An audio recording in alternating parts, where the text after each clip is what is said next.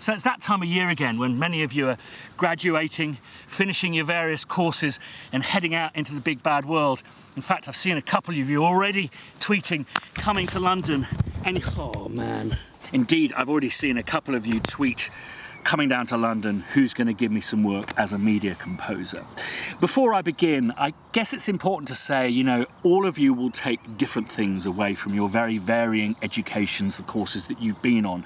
Some will be useful, some will be less useful. The good news is, before I begin, is you're about to enter the corner of an industry which doesn't necessarily rely on you being fully qualified, being able to read music, being a theoretical Leviathan. And whilst there are Leviathans in our midst, I think of Ben Valfish and Dario Marianelli, for example, you also need to only look at the top of the tree. Jay-Z has just been nominated the first music billionaire, and whilst he's an enormously talented and clever entrepreneur, I don't believe he went to conservatoire. The one thing I'm certain that you will all take away from your courses is you're about to enter into an industry that is highly competitive. This is an absolute truth. This is not just something that moany old professors warn you about. It is a simple statistical fact. I think it's born of the fact that the perceived rewards of being at the top of the tree, being Mr. Beyonce Knowles, are so enormous that it creates a massive amount of competition for a marketplace that really can't support that many professional musicians. Of, I think, several thousand musicians polled recently in America, only 5% reported that they could earn a living out of it. So we understand it's highly competitive and the odds are slim. So here's my 10 strategies that will not necessarily guarantee success in media music, but will certainly whittle down the odds against your competition. Got to come up with a snappier title than that. Before I give you these strategies, I think that I'm going to take one thing as a given. As I mentioned, you don't need to be a theoretical Leviathan. You don't need to be virtuosic. You don't need to have had a conservatoire education. You don't even need to have very good taste. You can actually be a bit shit. The one thing that you have to be, though, music as art is art. Music as craft is, well, as they say, it's 50% lunch. And if you're not a people person and you also find it difficult to function without 8 or 9 hours beauty sleep, I would say this life is a non-starter for you. So strategy number one is to be prepared. To be warned is to be forearmed. And that is, you are in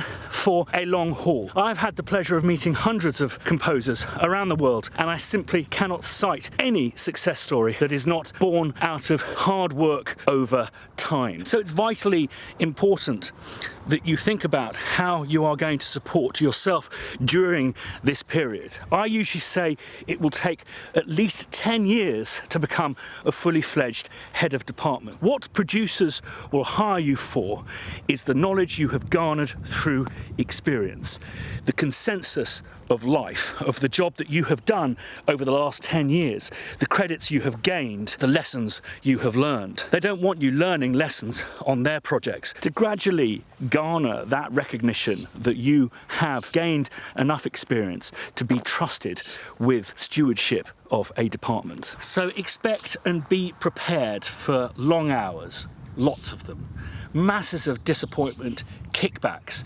knockdown, things that were going great and suddenly go all wrong. I have a saying, the further up you go, the more you get fired. The more you get fired, the further up you are, until the firing stops, at which point you're either at the top or the bottom.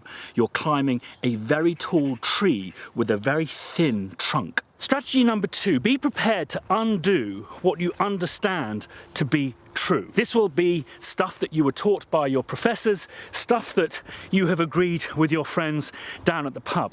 I have a 10-year-old child who thinks they know everything, and when they are 20, they will look back on that 10-year-old self and laugh at how little they did in fact know. Now, I bet you think at 30, you're not going to look back at yourself at 20 with the same disdain. Wrong. As I clatter through the decades, I'm surprised at how, when I'm 40, looking back at what an idiot I was when I was 30, looking back at what a total psychopath I was at 20, looking back at what a little precocious twat I was when I was 10. Being able to make a mistake, to recognize it as a mistake, to have contrition is the route to all learning, in my humble opinion.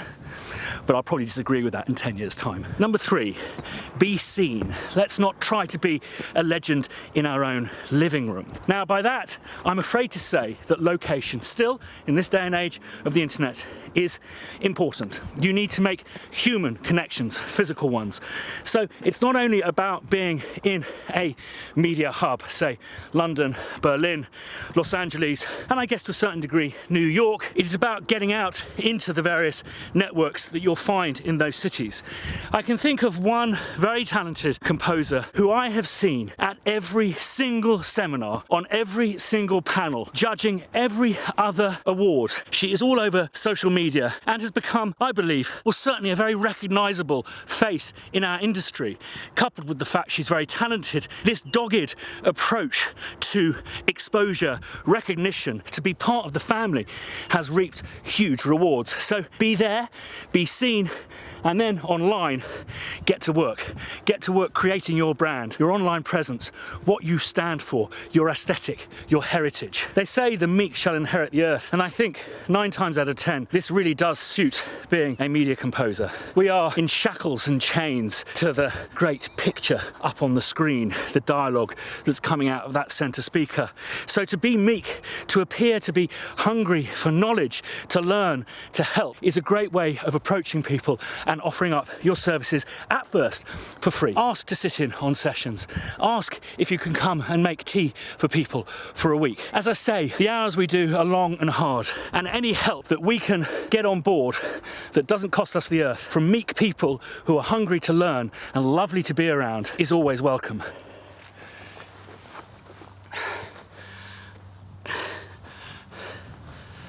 This is the face of me when I hear someone who is asked to sit in on a session start to pipe up and side with one of the creatives when there is a creative discussion.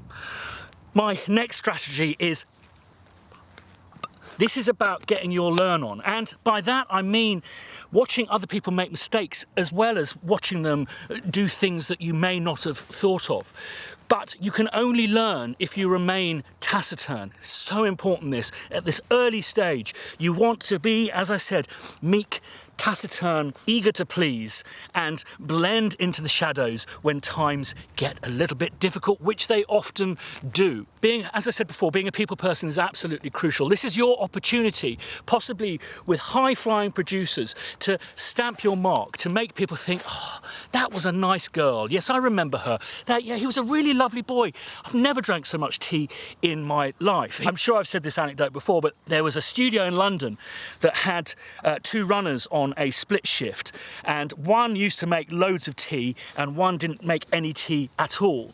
The one that didn't make any tea was nicknamed Drought. Have we got Drought, or have we got the other one was nicknamed Flood? I think you've heard of Flood. If, as statistics suggest, only a mere 2%, if that, of you are going to make it, in a marketplace that's saturated with people who are very good and very experienced at what they do, how do you get to the top? Well, the answer is you simply have to be prepared to outwork 98% of your peers, 98% of the people working around you. Yes, I'd say to a certain degree in competition with you. I feel terrible for saying that last thing because I don't want to kind of promote terrible work habits that will shorten your life. For me, it's about taking advantage of your youth, and I guess making sacrifices which are difficult to make when you're young. So don't sacrifice your sleep, don't sacrifice your physical health, don't kind of not eat or eat terribly, but I would say maybe putting your social life to one side for the next decade will buy you those precious hours that you need. This is one of those ad nauseum ones, but just don't spend too much money on kit. It's just simply not important. I'm sure, having studied music at college, you have everything you need, which is, for those of you who feel you may not, a computer, an audio interface, digital audio workstation software, which you can get for free, and a microphone. You need nothing else. Overheads will chain and shackle you to your day job, whatever that be, whether that be assisting a composer or working in a shitty shop somewhere. For every £1,000, this is basically an arbitrary figure that I've dreamt up, but it feels right for me, For every £1,000 that you spend that you don't need to, imagine it's going to take you a year longer to achieve your dreams, because you're going to have to work off that £1,000. So avoid overheads at all costs. And that includes getting into debt and buying stupid bits of kit that you don't need. I am a testament to that. If you need a tasty microphone, borrow one. If you need a sample library, learn how to make one. Live within your means, and if you're gonna invest in anything, invest in your personal heritage. More of that in a moment. And say yes to absolutely everything for the time being. They say you never truly arrive. I disagree. I believe the point at which you arrive is the point at which you start saying no. And it's important to know when you have reached this point. No one begrudges Hans Zimmer for writing the theme tune for Going for Gold. But had he written that after scoring Rain Man, I think that would have sullied his brand. So it's all about say yes, absolutely fucking everything, until it's time to say no. And I'm probably not the best person to ask about when you feel you have reached that point. I would suggest nominations, recognition, awards, having worked on a hit, that kind of stuff. Continue with your technical development. I don't know what you've left college with, but continue to hone your skills with Contact, the only universal sample platform there currently is. Becoming a ninja on that is going to be very, very valuable to yourself and to other composers that you may assist. Become an absolute ninja on Pro Tools. One of the many things people want you to assist with is technical preparation. We all end up in Pro Tools eventually, and so will you as a composer in the future. And if you're not going to use Pro Tools as your main sequencing software or DAW, make sure you're up to speed on Logic, I believe is the more popular platform, or Cubase, particularly if you're going to go and work with Hans Zimmer in America. Cubase on PC. And whilst we're on the subject of development, continue to develop your own personal heritage. This is the thing that sets us aside from each other, our own taste fingerprint, the stuff that we have absorbed since we were born. Continue to invest in that. Going back to that thing I said earlier about don't buy too much kit, if it's the choice between a suite of plugins and maybe going to 5 or 6 concerts, I would take the concerts over and above. Indeed, going on holiday is better than buying kit. Your own unique DNA strand of inspiration. Play to your strengths. I know it's very easy to say, discover your voice, be individual, be original. These are kind of abstract and incredibly difficult concepts to understand and objectives to achieve. But if you play to your unique combination of strengths, whether that be interpersonal, technical, your taste, your heritage, it's likely that by strictly playing to those strengths, your abilities, your interests, your understanding, the way that you calculate and process music, it's likely that that will deliver to the world something totally unique, something totally you. And it's not about being pig-headed and artsy. I need to stay true to my core beliefs. It's not about that. It's about you being true to yourself and understanding where your strengths are. You know, whether it's an internal ambition since you were 5 years old to write music for robot films, turns out you're quite good at a kind of fruity clarinet line on a vintage detective series. That's certainly how things turned out.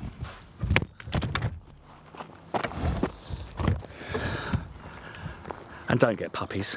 Anyway, I'd be fascinated to hear for you seasoned composers, or for those of you who are venturing out in the world for the first time, what you feel your 10 strategies are going to be, what your professors have recommended, what people, your peers, people down the pub have recommended. We'd be fascinated to hear about all of those. And before I let you go, there's just a few more points that I want to share, which will not have any effect on your odds, but just things to really bear in mind. First, I'm going to sound like a parent here, you've got to look after yourself. You've got to imagine what running on empty for 10 years will do to you, how it will run you ravaged. So you have to put in what you take out. It'll catch up with you eventually. So go for walks as often as you can. This is where inspiration will bite. This is where you will sort out your problems, where your problems will go from being massive kind of storms to a freshly stirred teacup. I do think doing business plans is a really good idea.